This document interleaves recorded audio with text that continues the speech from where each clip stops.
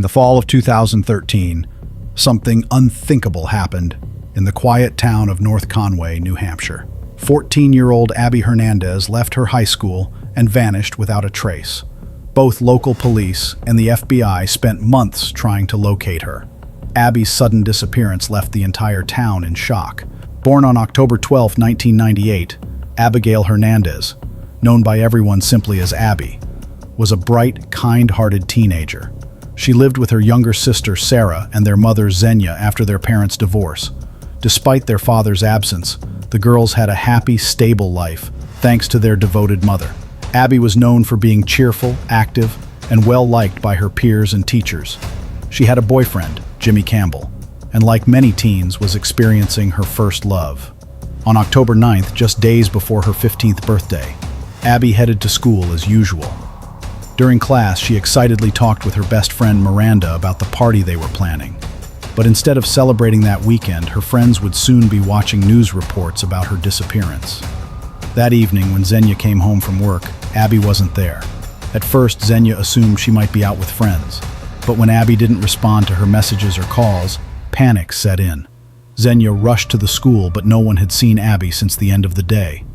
A librarian remembered her leaving alone with just her backpack. Xenia called all of Abby's friends. None had heard from her.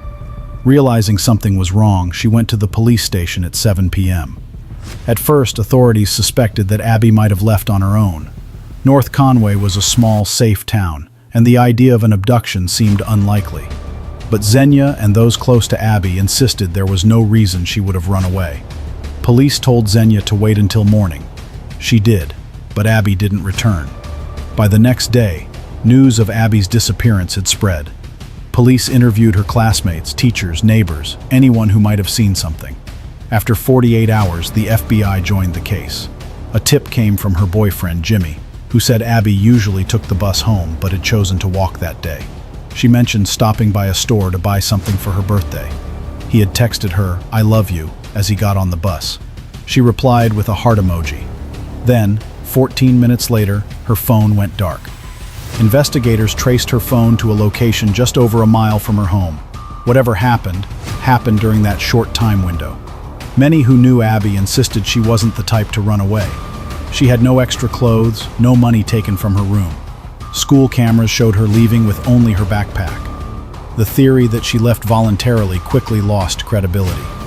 The community rallied, posting flyers, organizing search groups, and combing through nearby forests.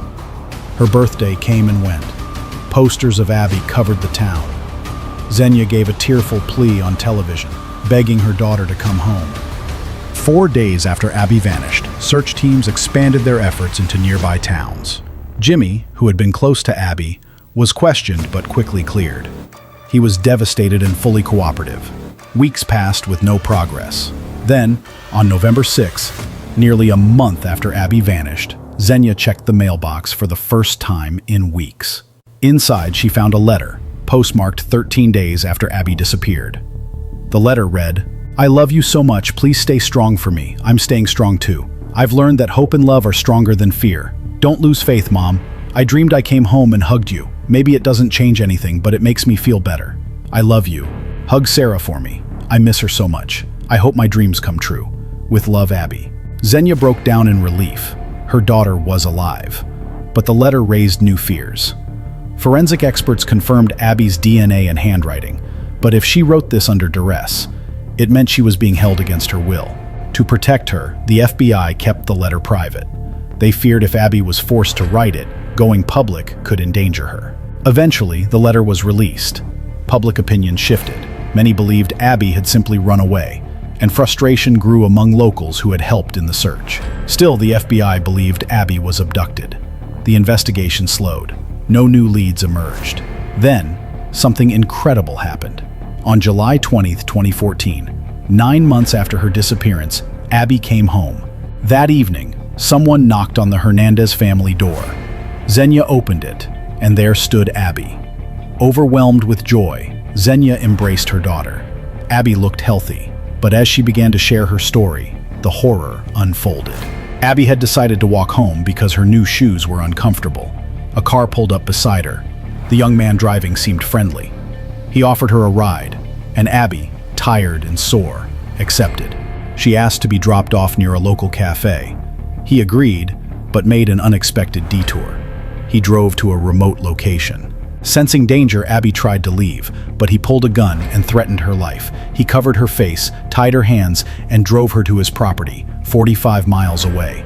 There, he held her in a metal container, blindfolded her, played deafening rock music to mask sound, and changed her clothes.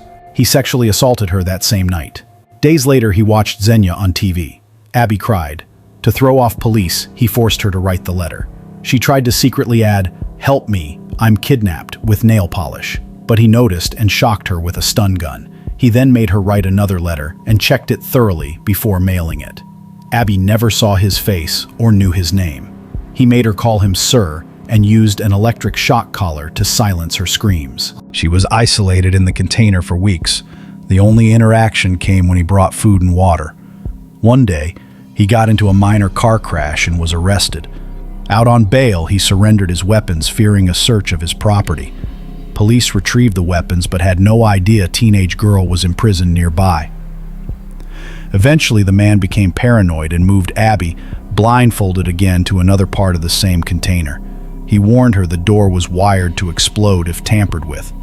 Later, his behavior changed. He stopped blindfolding her. She finally saw his face but pretended not to react. He started talking to her, confiding about his past, assault charges, drugs, prison. He even shared books with her, one of which revealed his name, Nate Kibbe. Months passed. Abby played along, listened to him, and gained his trust. He allowed her inside his home. Eventually, he told her about a counterfeiting scheme and involved her. Nate fell for another woman online named Laroon. They met, drank, and he paid their hotel bill using fake $50 bills. One of them was later used at Walmart, flagged as counterfeit. Police traced the bill. Laroon gave up Nate's name. Terrified, Nate returned to Abby and said they had to flee. He gave her back her clothes, covered her head, and drove her close to home. He dropped her off on an empty road and disappeared. Abby was finally free. She laughed because it was over. She had survived 9 months in a metal box. Today, Abby lives a quiet life with her family. Experts say her calmness, courage, and survival instincts saved her life. Her case became a powerful example of resilience. In 2022, a movie titled The Cabin Girl, the Abby Hernandez abduction, brought her story to the screen. If you found this story powerful, don't forget to like, comment, and subscribe for more. I am Amerlin. See you in the next video.